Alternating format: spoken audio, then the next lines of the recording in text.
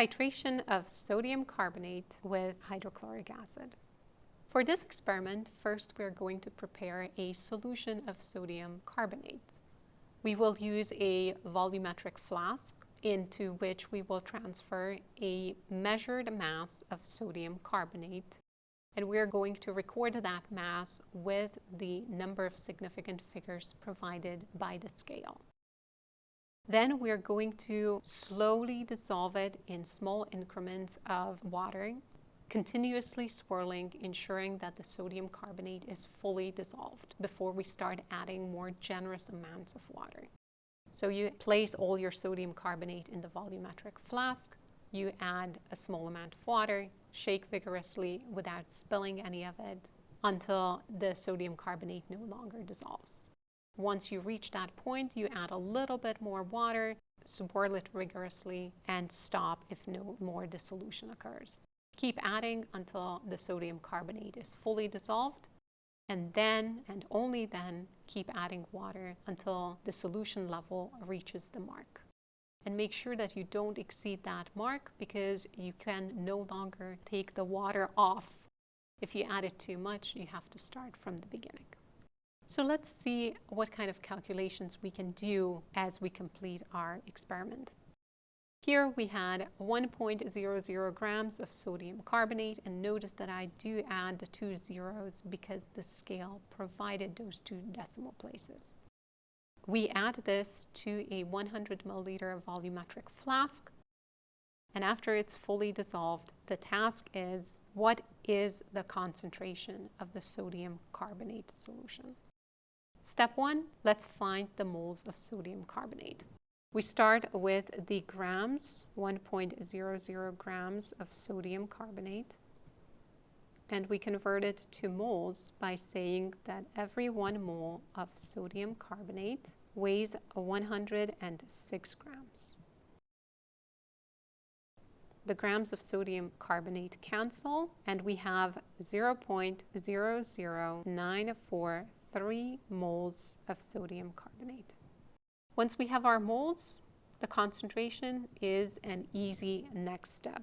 We take our moles of sodium carbonate, 0.00943 moles of sodium carbonate, and we divide it by the total volume, which is 100 milliliters, convert it to liters, which is 0.1 liters.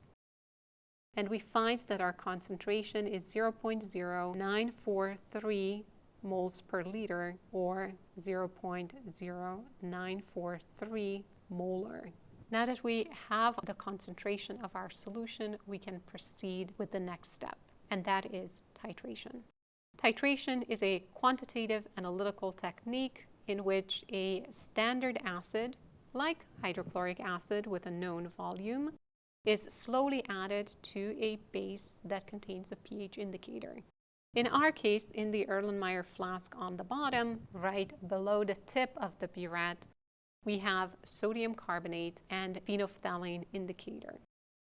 The hydrochloric acid from the burette will be slowly added to the sodium carbonate solution in the Erlenmeyer flask until the phenolphthalein causes a color change from this vivid magenta pink color to the palest shade of pink we can achieve. At that point, our hydrochloric acid and the sodium carbonate have been neutralized.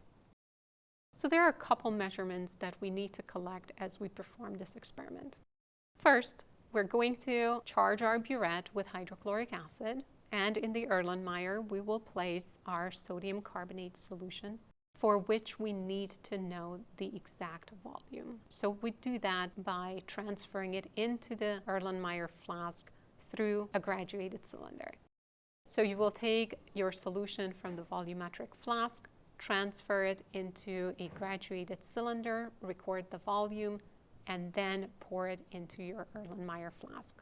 Then you will add 1 or 2 drops of phenolphthalein indicator, and before you add any hydrochloric acid to it, you will record the initial volume of the hydrochloric acid in the burette. Then you perform your titration. And this titration will continue until the color of the indicator turns to the lightest shade of pink you can manage. At that point, you will record the volume of the hydrochloric acid in the burette. This could be labeled with volume 1 instead of final volume. After that, you will add a couple drops, and this could be 2 or 3 drops of your methyl red indicator.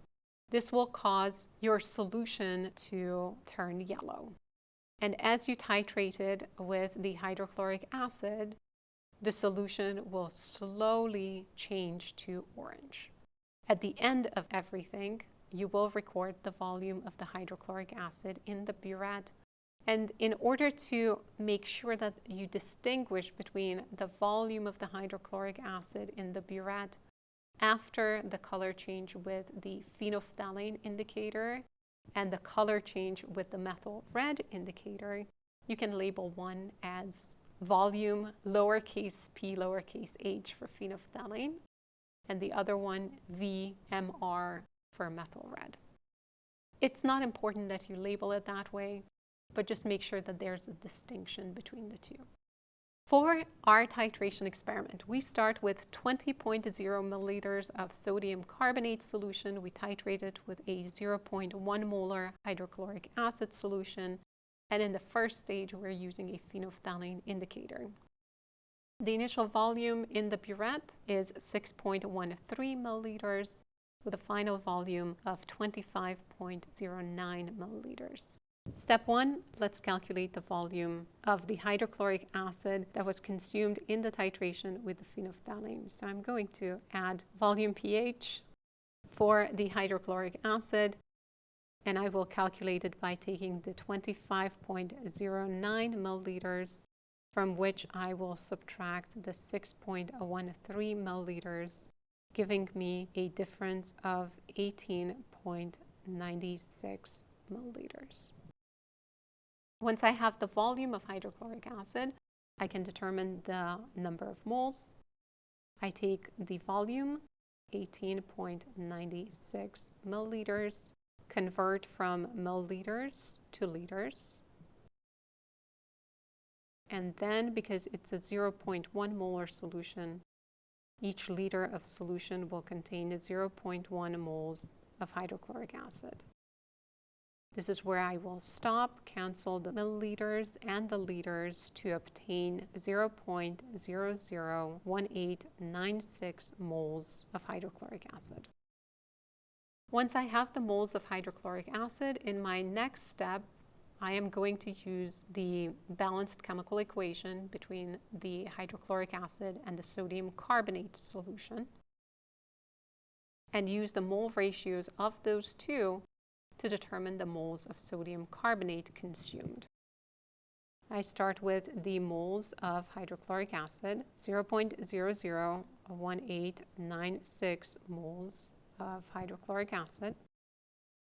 Each mole of hydrochloric acid consumed also consumes 1 mole of sodium carbonate, resulting in 0.001896 moles of sodium carbonate consumed. From here, should I want to, I could calculate the mass of the sodium carbonate consumed. It would simply require taking the moles of the sodium carbonate consumed and multiplying it by the molar mass, meaning that we use our relationship of 1 mole of sodium carbonate weighs 106 grams of sodium carbonate. The result, 0.20 grams of sodium carbonate. This was the first titration. After the titration with phenolphthalein is complete, we added the methyl red indicator and it turned the basic solution yellow. So now we're looking at the second part of the titration with methyl red. It was titrated until it turned orange, and the final volume for the hydrochloric acid solution was 43.30 milliliters. The task is the same. Let's calculate the volume of hydrochloric acid that was consumed in this second titration. So the volume of methyl red, or the volume of hydrochloric acid consumed in the titration with the methyl red indicator, will be calculated by taking the final volume, the 43.30 milliliters, and subtracting from it the volume that was recorded after the phenolphthalein titration, which is 25.09 milliliters. The difference between the two is 18.21 milliliters. Once we have the volume of hydrochloric acid solution, we can calculate, maybe using multiple steps, the moles of the sodium bicarbonate that was consumed in the titration. So we take the 18.21 milliliters of solution. In step 1, we convert from milliliters to liters. In step 2, we recognize that in 1 liter of the hydrochloric acid solution, we would have 0.1 moles of hydrochloric acid. And then, because we're calculating the moles of sodium bicarbonate, we acknowledge that as we consume 1 mole of hydrochloric acid, we will also consume 1 mole of the sodium bicarbonate. And this is where we stop, because after we cancel the milliliters, the liters, and the moles of hydrochloric acid, we will be left with 0.001821 moles of sodium bicarbonate. We could also calculate the mass.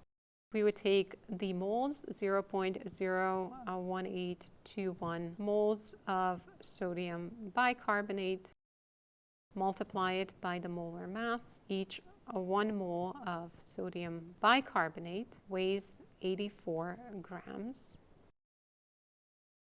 And we find, after canceling out the moles of sodium bicarbonate, that we have 0.15 grams of sodium bicarbonate. So why did we do these calculations? What's the point of knowing how much sodium carbonate was consumed to produce sodium bicarbonate, and then how much sodium bicarbonate was consumed to produce just the sodium chloride and the carbonic acid? The last task is to compare the moles of sodium carbonate and the sodium bicarbonate that we identified in the 2 titrations. We have 0.001896 moles of sodium carbonate, and we found that we titrated 0.01821 moles of the sodium bicarbonate.